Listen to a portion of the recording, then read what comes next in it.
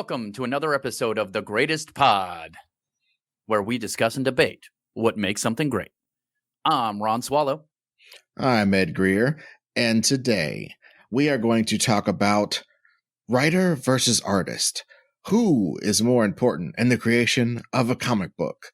Obviously, it's both, but we are going to discuss and debate the merits, and if there was one that was more important, why would that be? So, Ron, you're a person who, honestly, when you were a kid, I don't think you really were too fucking concerned with writer or artist. You were motivated by characters and stories or whatever, and acknowledging where those came from at all wasn't really your bag. And it's funny because that's exactly how it started in comics. There had to be a big fight.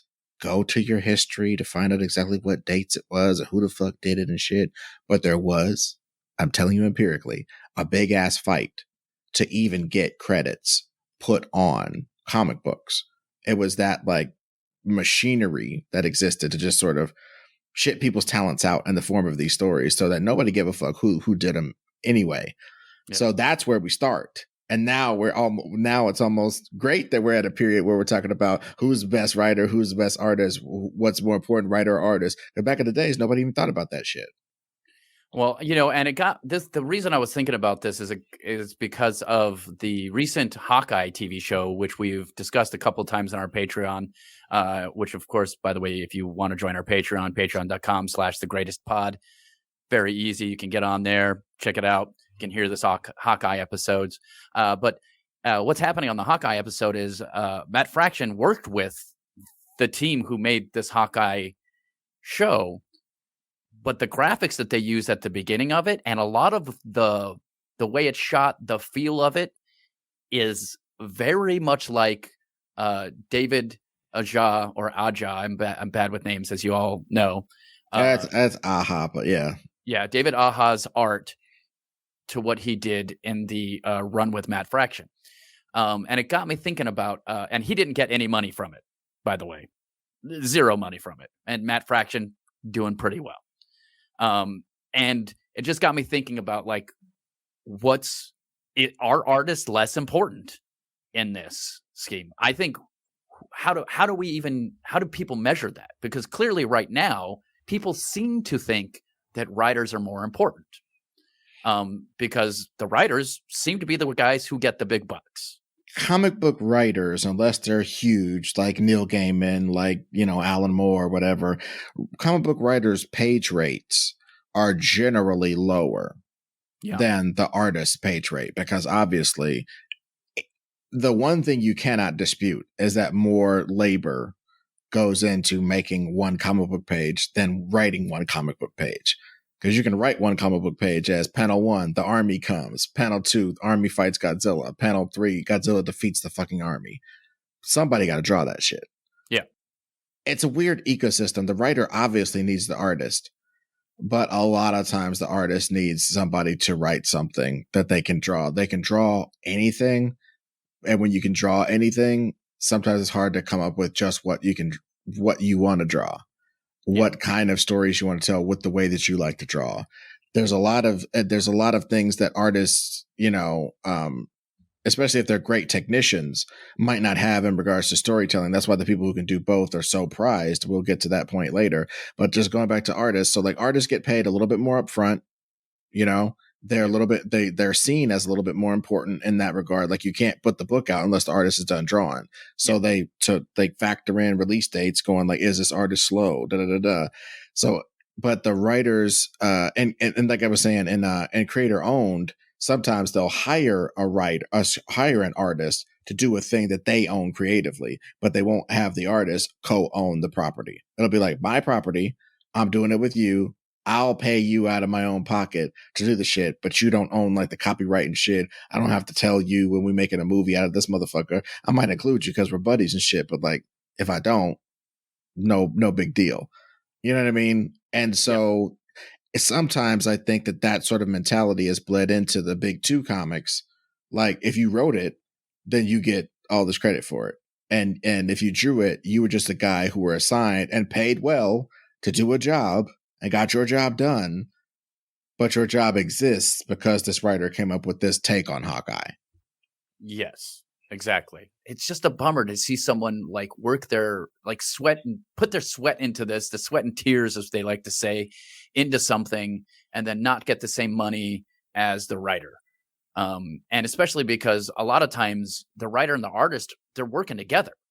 Like that's something that I think gets left out in this conversation, is that a lot of times the writer's like, well, this is my idea, and this is how I would like to look. And the artist is like, that's great. I love that idea. How about also this and maybe this? And they go, oh yeah, that works great. I can, like I can see myself drawing this. So I think this would be great to do for your page. You know what I mean? And I think it would make the story move a little bit better from panel to panel or whatever. And that type of thing is very important. Many different people drew for Sandman. But recently, Neil Gaiman put out an audio version. There's word on the street that there will be a television series of the Sandman. And I'm sure some of the style of the comics is going to be used. I don't know whose style is going to be used, but somebody's style is going to be used in that. And that author, that artist will probably see no money from it. How do we feel about that? Well, they're going to get an extra special thanks, and they're going to get told that they can come to the, and it's weird how different people treat different people though. Like, yeah, that sounds like a stupid ass sentence. This is what I'm trying to explain. Brian Hitch, right? Brian Hitch gets invited to Marvel type shit. Like when Brian Hitch's kids were little, they got to meet Thor and shit because he drew the fucking Ultimates, which everybody knows. The Marvel universe is the MCU is more or less based on the Ultimates, down to having Samuel Jackson be Nick Fury, Thor looking like, Chris Hemsworth, basically. Robert Downey Jr.'s Iron Man is in there. You know what I mean? Like, because back in the days, Iron Man was a smooth cat, but he wasn't really, he wasn't necessarily a quick wit. He was a smooth guy. And he would always have a nice little, maybe one-liner to say, but he wasn't constantly assessing people and tearing them down with this like optimal efficiency, like Robert Downey Jr.'s performance of Tony Stark. But the Iron Man in Mark Millar's version of the Ultimates, which was a reboot basically for the Ultimates universe of the Avengers, it's all there, man. And that's when we could talk about writers too, right? Did Mark Millar was, I think, back in the days before he left to form his own company, he was part of their like story conferences when they would have like retreats. Comic books, sometimes they'll have these retreats where like they'll bring in luminary artists and writers, or they'll bring in their whole staff and like get them all motivated, like a team building ass exercise about what are we going to do with our comics in the next coming years. Oh, I think we should break Batman's back. Okay, who's going to break it? This fucking luchador. You know what I'm saying? Oh yeah, luchador's going to break Batman's back. Who's going to replace Batman? Dick Grayson, of course. No, not Dick Grayson. This one guy that I was editing in my other comics, and we did a couple things. People kind of like this Azrael guy. Azrael's going to be Batman. That's fucking dumb. And they argue it out, right?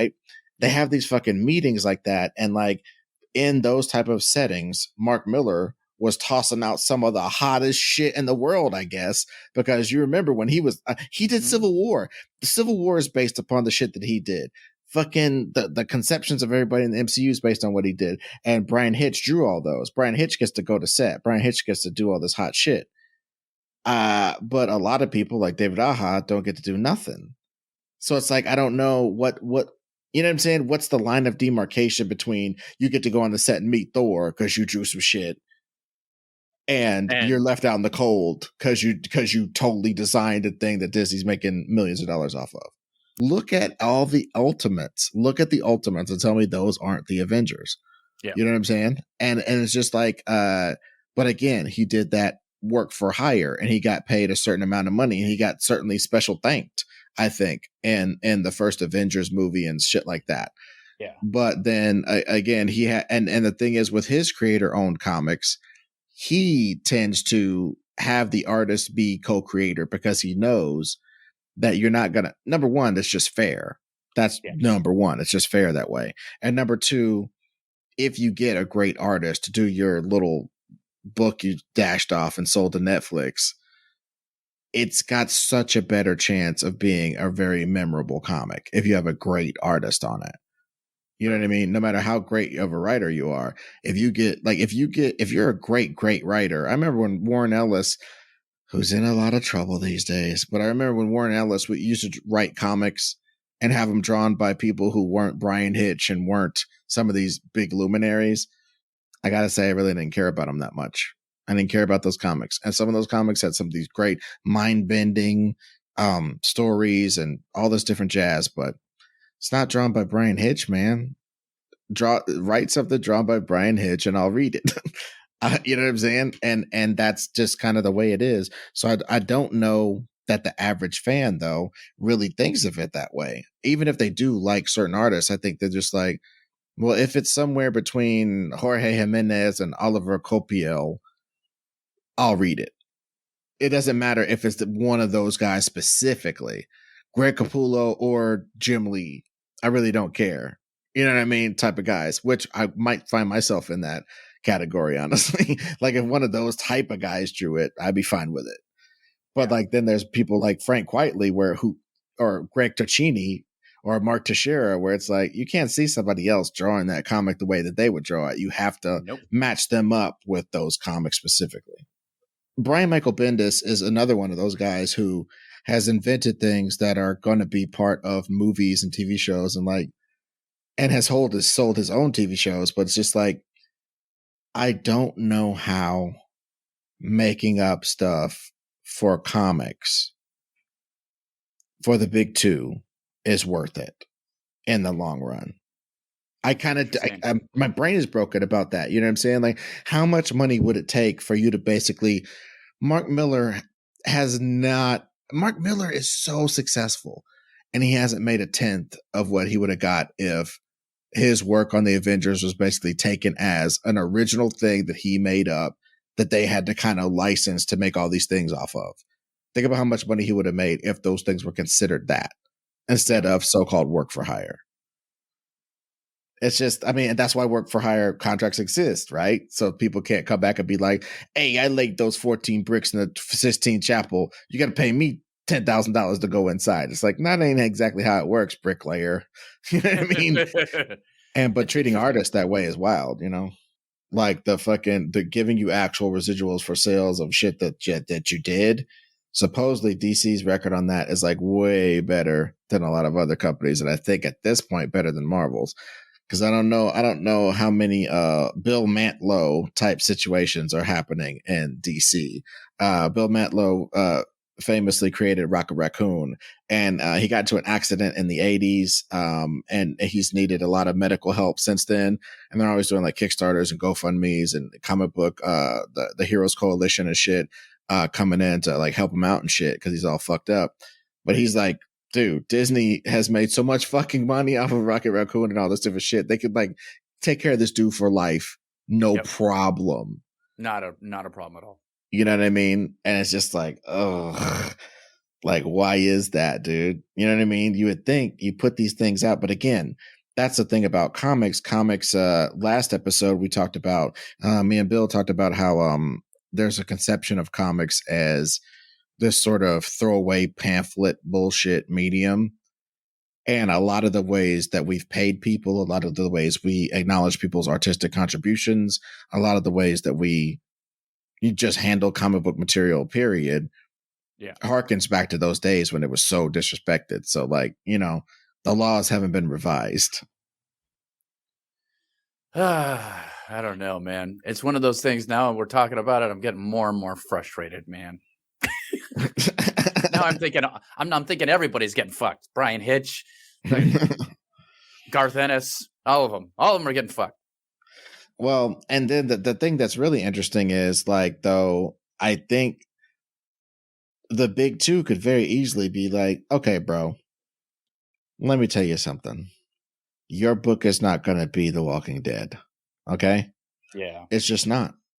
So come over here and feed your fucking kids with this money I'm going to give you for doing this run of Hawkeye, this run of this run of that. And let's go back to the argument, though. Artist versus writer. Now, On the writer side, the artist wouldn't have a job without the writer. That's number one. Yeah. On the artist side, the book can't come out without the artist's, contribution. On the writer side, well, if you could make this contribution, you would, wouldn't you? You have all the skills in the world. You got all the perspective grids in the world. Where are the fucking stories? Oh, you got one about an alien that comes and meets a little boy? That's E.T. You got one about a guy who embraces his destiny and defeats a big ball in space and blows it up to save everybody. That's Star Wars. You have no ideas, dude.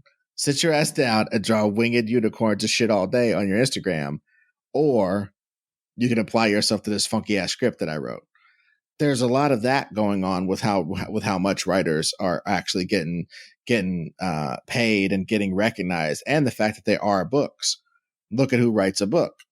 A book is written by the writer.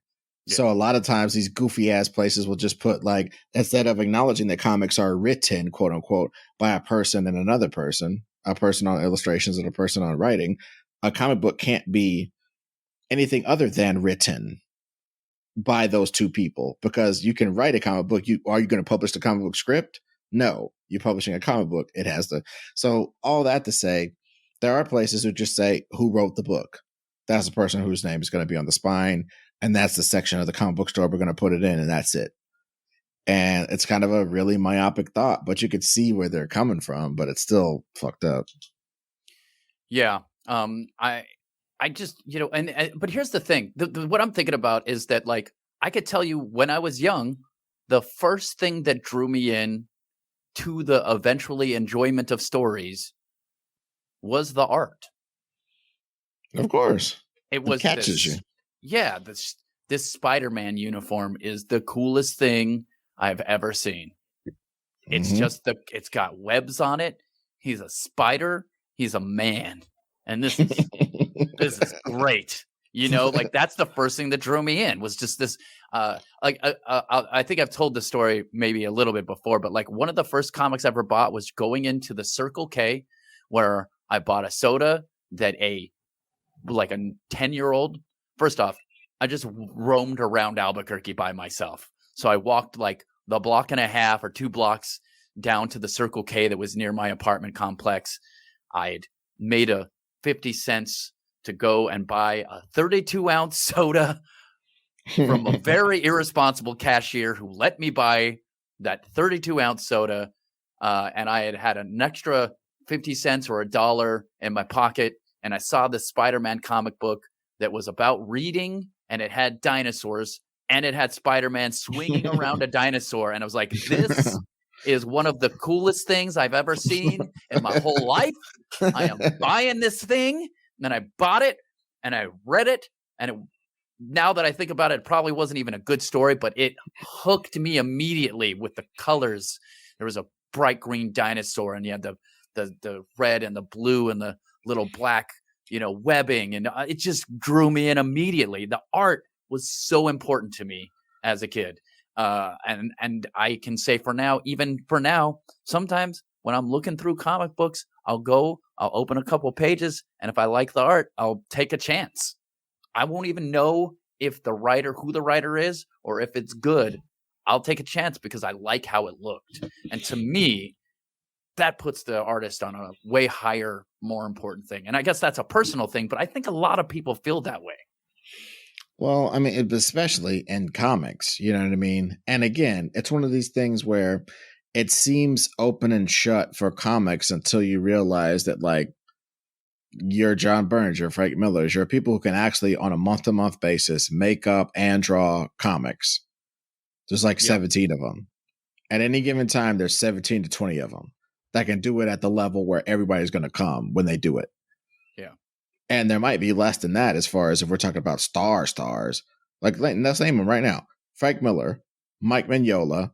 If John Byrne came thundering back with like a super dope, probably it'd have to be a version of trademarked characters. He couldn't come back with a reissue of anything he didn't create or owned and take over the world like that. He'd have to do like John Byrne's Batman kills the Marvel Universe, drawn by John Byrne. That would sell. that would sell. Damn, that's some hot shit right there. Batman kills the Marvel Universe. That's a fucking awesome book. They need to do that. Great shit. idea. Go call John Byrne right now. But you know what I'm saying? Like Todd McFarlane, I guess, is also another guy who's up there doing the writer and drawing and writing as well. Yeah, you'd have to say that he's done a lot of issues, but he's also only like written a bunch of issues. You know what I'm saying? Like he That's drew, true. you know, he's written like 300 damn spawns, but he's probably drawn in 102 or something, something like that. Yeah, you know, that's a great point. So it's like we're talking about like people who could sit their ass down. Neil Adams is a drawing motherfucker, and he's written a lot. But bro, when you just set him off on his own, he makes things like Continuity Studios, which is a great like idea. Like Continuity Studios having a bunch of people who do like dope ass drawings for advertisements, do a shared comic book universe under your umbrella and your supervision, and frankly, kind of in your style. That's a super great style to draw in comics. It's a great idea. It's an empirically great idea. But the stories aren't there. Yeah. And that's where we come back to this thing of like, bro, you could draw your motherfucking ass off all day, but consistent success in comics comes from good stories. Stories that could even survive a fill-in artist every now and again. And that's where the writer comes sneaking back in, dude. The origination of some of the ideas that are worth all these funky fresh, like the reinterpretations, right, of big two characters. The fraction thing, let's talk about that one just because it's right on top of our minds. Hawkeye has been so many things in comics, dude. Hawkeye trained the West Coast Avengers with like Moon Knight when he was in his rapper phase. People who are really hardcore Moon Knight fans will remember that Moon Knight used to rock gold.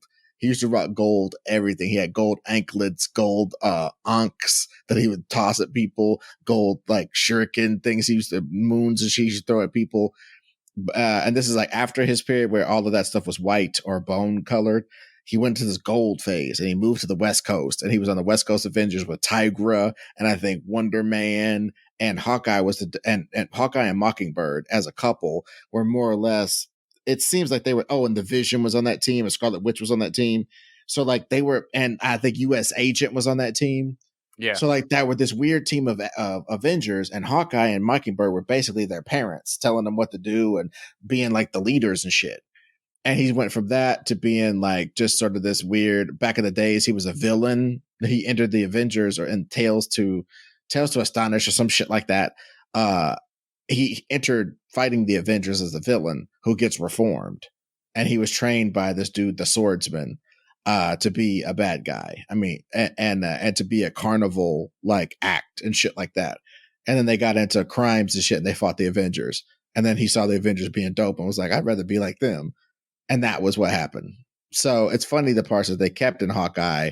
Anyway, all I'm saying is fucking Fraction makes him this super down to earth, deaf dude.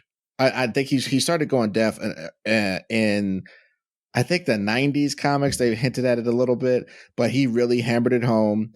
Gave him this down home, like street level. He's not shooting his bow at aliens in this. He's shooting his bow at tracksuit bros. He made up all that shit to and the whole plot to put over Kate Bishop as his like buddy Hawkeye, who like took over for him when he was gone and shit like that. It's just that take. David Aja's art is so fucking amazing and his graphic sense is beautiful. But it starts with that take on Hawkeye, that new take on what haven't we seen Hawkeye do? We've seen Hawkeye shoot Thanos in the face with arrows and shit. We haven't seen him fight a dude around the corner. How deadly is Hawkeye fighting around the way, guys? Hawkeye's like fucking Bullseye and 60% of Daredevil fighting regular people. Yeah. That's amazing. He's fucking him up. That ass. Yeah. And he's still having a difficult time too, though, which is because he's a person. Yeah. He's a person. It makes it a lot more I don't know, intriguing, relatable, all of that good stuff. And we talk some, like I mentioned earlier, we talked some about how good this Hawkeye series is. But at the same time, like, at the beginning credits of that, they're basically using somebody else Mm-hmm. drew it, but they're basically using somebody who Mm-hmm. imitated David Aha's art. So Yep. yeah, that's my problem, I think, in that situation is like, hey, we're clearly imitating this. You didn't draw it, but we're imitating your art because we didn't want to pay you probably what you deserve to do it. We paid some. And the crazy part is, why wouldn't, like, I think it's so weird that people think that comic book artists can't contribute to like concept art and credit sequences and different shit like that. Like, let them have a job designing it, and then you tweak it how you need for that medium of credit art. Like, well, this guy doesn't know how to work the 3D program that we use to make the moving snowflakes that turn into shuriken that slice up the ninjas. He doesn't Yeah, know how to, but he knows how to say, I want snowflakes to turn into shurikens and I want the ninjas to get chopped up. And he can draw a little storyboard of that. You can give him some fucking change. You can give him a fucking credit on the thing. yeah, Come on, there's fucking a bunch of people's fucking nephews got credits on this fucking thing. And the guy yeah. who drew the comics can't get a credit on it. That's the part that kills me. I don't necessarily know if I'm on like the old John Byrne team of fuck it, you signed the contract, eat a dick, just do your thing. I don't know if I'm on that side of it, but I am saying it is almost every artist's responsibility to take those times that you are in the sunlight of doing a big two character, take those times and really, in that time that you're doing that, be developing your own shit so that right off of it, you can get that lickety split. Be like, the artist of Hawkeye is doing this now. And it's like a big fucking deal. And you did it. And that's Yeah. way easier said than done. So yeah, the one way you could support David Aja is to go out and look at his book he wrote with Ando Sentis on the script, and he came up with the idea and he's drawing it. It's called The Seeds. And it's published by Dark Horse, not one of the big two. So go give your fucking money. I think Dark Horse gives you more Skrilla, and when they make movies off of it, I think you get a cut of that money too. So Yeah. yeah. So, but dude, the whole point of this conversation, though, in regards to writer versus artist in comics, is I think what's wild is, okay, a comic can be good if a good artist works from a bad script. You can still have a semi decent comic. Yeah. But I'd say that only lasts a couple issues, because I've definitely like seen some. I mean, I stopped reading All Star Batman because it was bad. You know what I'm Fair enough. saying? And Jim Lee was drawing the fuck out of that book, but it like didn't make any fucking sense. You know what I mean? It was one of the missteps my boy Frank was going through during his tumultuous period of being a fucking psycho. You know what I mean? And it was fucking crazy how bad that comic book was and how well drawn it was. Because like you could all of a sudden see the dissonance between somebody great at drawing something bad. It was just hitting you. And like back in the days when the image stuff started coming apart a little bit in regards to guys not being able to hit their deadlines and guys just doing all this weird shit, a lot of those comics weren't good comics to like read, Yeah. because they were trying to, they were young guys coming to grips with the fact that like making up stories to make fucking sense and publishing them on every 30 days is super fucking hard. And that's why the big boys have done it for a long. I'm not trying to say that DC and Marvel are better than them on any level.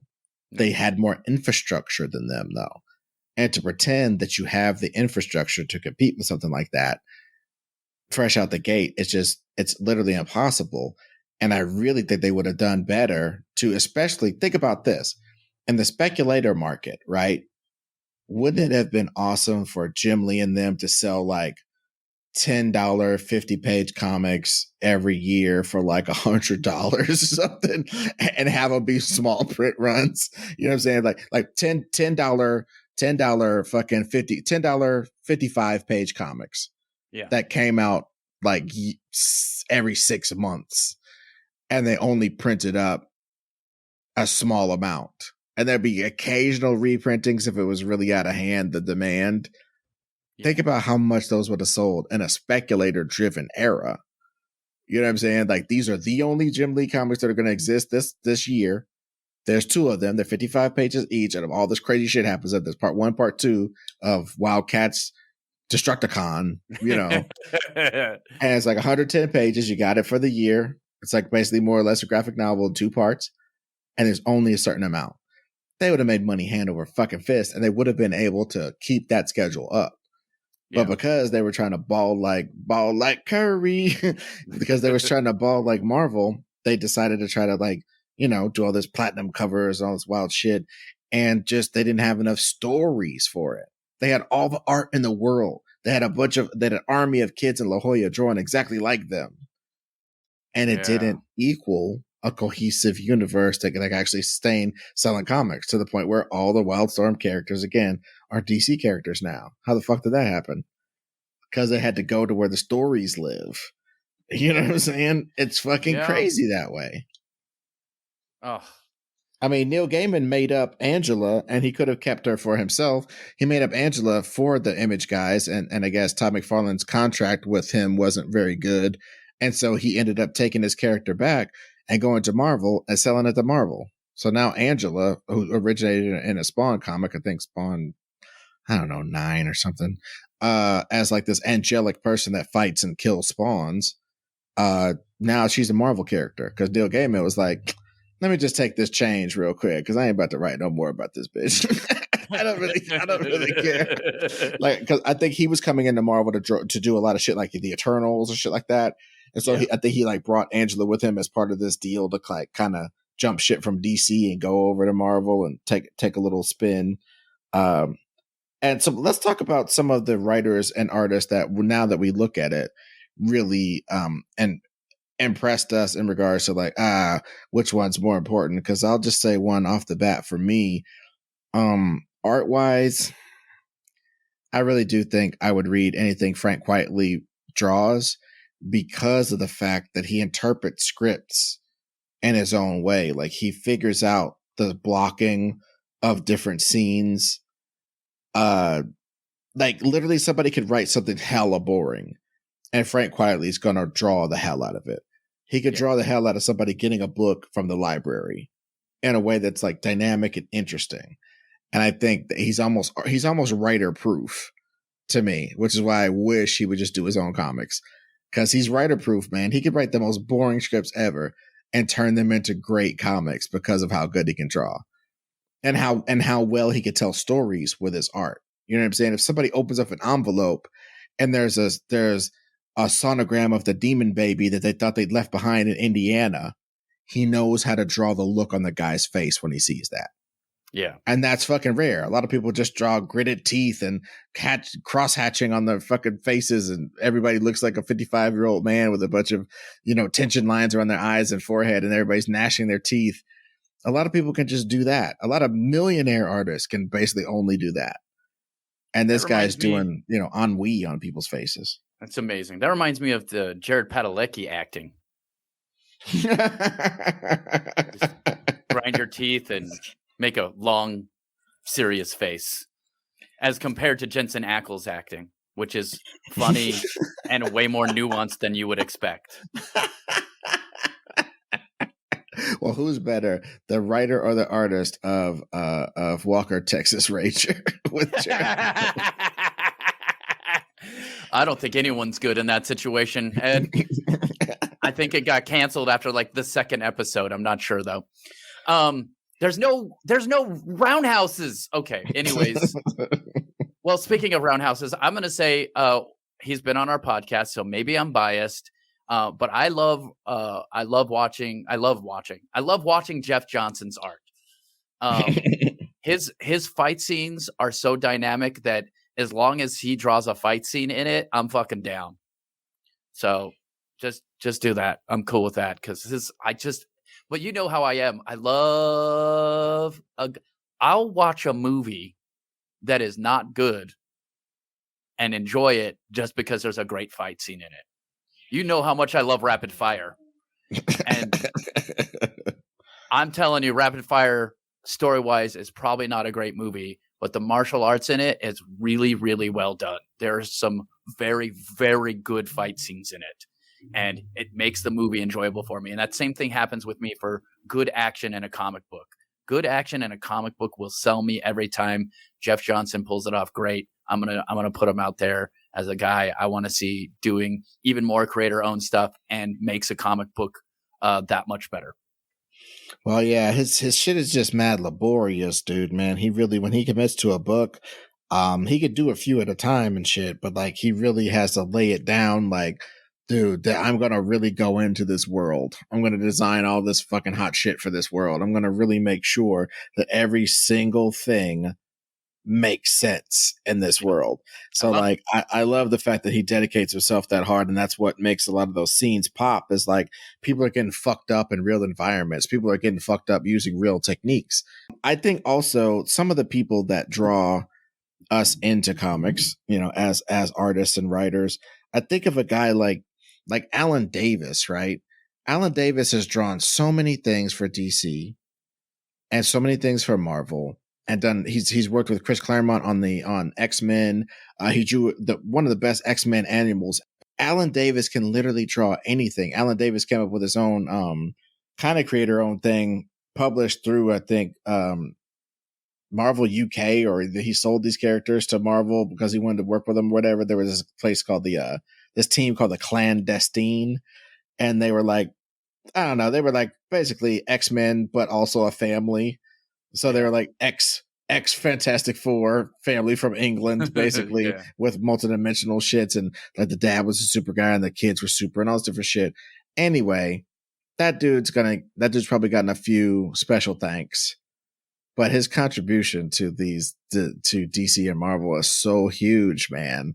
It's like when you start really looking at all these work for hire dudes, I think the company would be bled dry by all these brilliant geniuses giving their life and work to these guys.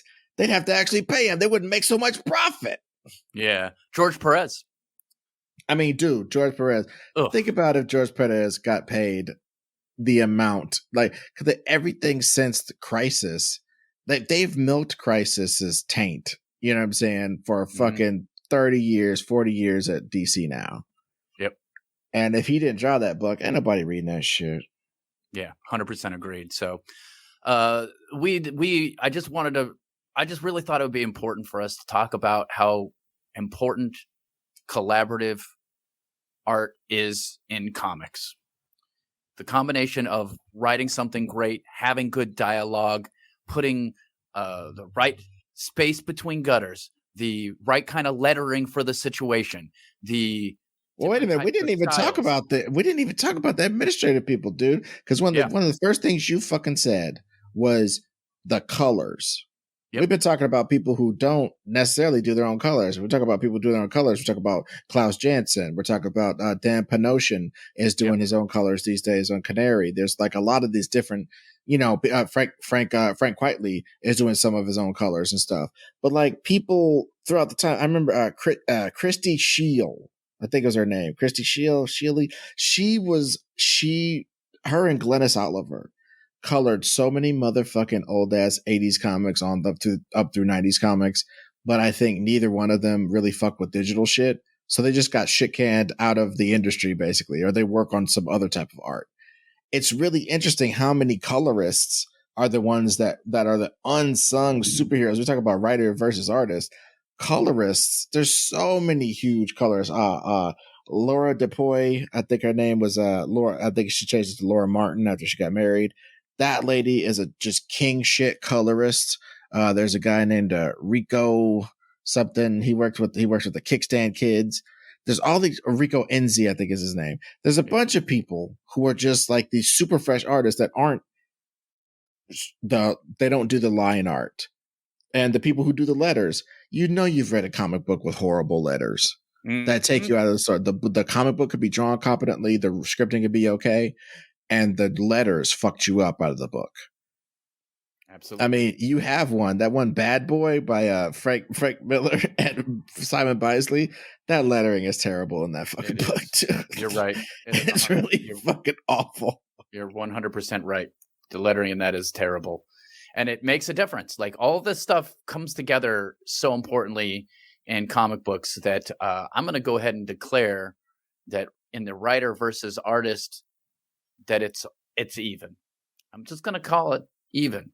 I think they're both needed and needed just as importantly. And like, is this a little bit of a cop out? Maybe, but I'm going with it. Well, I think, I don't know, maybe I might be controversial, dude, and say writer, just because the people that do writing and drawing the best are the biggest. The people who do the Okay. best drawings are not the best. The people who do there are people who do some of the dope. Go on ArtStation. Literally any of the top 1,000 people that you find on the website art, go to anybody within the sound of my voice, go to ArtStation, look at the top 1,000 things. Even if you're a shithead super critic like myself, you're going to find in that 1,000 probably 400 examples of art that, like, if you were to read a whole comic book in that art style, you would just cream your jeans over that shit. You'd be like, oh my God, this is the greatest shit of all times. Yeah. And those dudes, 9 times out of 10, don't do comics because it's too fucking hard. It's hard to compose pictures in that way for comic books. First of all, like a lot of these concept painters who could knock out 57 different iterations of a costume in 20 minutes using Blender and all types of shit like that. That's great. Draw me a guy sitting at a fucking table drinking some shit. Then the Green Goblin comes through, and then Aunt May's wheat cakes drop on the ground, and then Peter Parker does a flip, and then this, and then that. Do all of that and give it to me by the end of the day. They can't fucking do it, dude. And if they did do it, a lot of those pictures would be stodgy and stiff as fuck, or they wouldn't be the right picture to tell that particular story. And then you enter somebody like, we've been blowing Frank Miller for about 2 months now on this channel, but like Frank Miller knows how to draw guys fighting each other over the jewel of the whatever the fuck. And he knows how to write captions that make you feel the intensity of, boy, I hope that this character gets the jewel over that character, because if this other character gets the jewel, the whole world's going to end. And he knows just the number of people who can do both. I mean, maybe that's the story I want to hear. The jewel story. The jewel story, and it turns out to be a fucking CD of the artist Jewel. So it's a CD which is worthless, of Jewel, which to me is worthless, and they're fighting vehemently over it because it's like the apocalypse or something. See, boom, it's the apocalypse, and that's the last piece of music on Earth. There you go. That's why it's interesting. I love it. But the whole point is there aren't that many people. Bill Sienkiewicz, who I want to be on as a dude on this show. Over the course of time, he's done many of his own writing projects and stuff. It isn't even like when he fucks around with Frank, or when he fucks around with different writers. It's not like what he did on Moon Knight. It's not like what he did when he was working with Claremont. His self-made, self-published stuff that he works on by himself, it's awesome artistically, and it says something on this super high level, no doubt. But like, just can you draw Batman punches some guys? Can you not even fuck Batman? Can you just draw a human interaction? Can you draw all this different type of just regular human interaction shit and set up a big battle scene, but then set up this interior scene, but then do all the shit? There's a need for some direction in that. Yeah. And I just think that in the end, it's still a cop-out, because I'm just saying the same thing you said. The writer-artist is the champ in all this. The person that can draw what they see in their head and their stories. So people like Jeff Lemire. Jeff Lemire is not the best comic book artist by a damn sight. I'm not trying to be rude in that. He draws good enough to get across these ill-ass stories he has in his head. And to me, that's the most important part of comics. And that's what I would want people who are on the artist side of it, right? Who are just like, yo, the art is so important. The art is so important. That's great.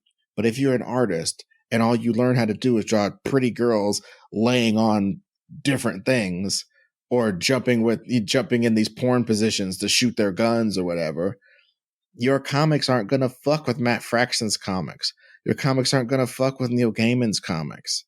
You know what I mean? And when we talk about sales, we talk about people remembering those stories, we talk about all that stuff. They're not going to be remembered like that, dude. You draw great guns. Like the comic book that I was going to do, Chick with a Gun in the Apocalypse. If I didn't put more, I'm in the process of putting a lot more gravitas under that and a lot of story, because I think that'll help that story so much more than me learning how to draw flak vests really good and learning how to draw muscle cars with turrets on them and shit. I need to do that to tell the story. Yeah. But I need to learn how to make this a fucking story to where I could draw it like crap and people would still like it and have people care. So like, I think that in the end, it's just obviously the writer needs the artist in this medium. That's just a fact of life. But if you motherfuckers ain't trying to do something people can feel, it doesn't mean anything. And that's why I think in this, it's like story is more important than writer or artist, honestly. Because there's story ideas that you could hand to a writer, right? And then like sometimes in editorial like comic book companies, that's exactly what happens. They'll come up with the idea, Spider-Man is a fucking clone. And somebody has to deal with that story idea. And they have to partner with somebody who gets that story idea and make the comic. So like, yeah, in the end, you are right and I am right. The gods of this medium can do both. And obviously, it's necessary for one to do both. But you can't discount it. Last thing I'll say is you can't discount concept. Yep. You can't discount concept. You can't discount pathos and the shit making people feel. If you have the concept down and you can make people feel, you could probably draw like shit and get your comic off the ground. You draw immaculately, you ain't got no dope concept, and your story ain't shit. Those first 2 issues might sell like gangbusters. And when you get bored and don't make any more and try to put out the 3rd issue, you're going to find out that sitting your ass down and making a story would have been a better use of man hours than learning about the ambient occlusion off of the fucking knives that you tape to the character. Fair enough. And I think that's where we'll end it, you guys. Thank you for listening to another illustrative and well-written episode of The Greatest Podcast.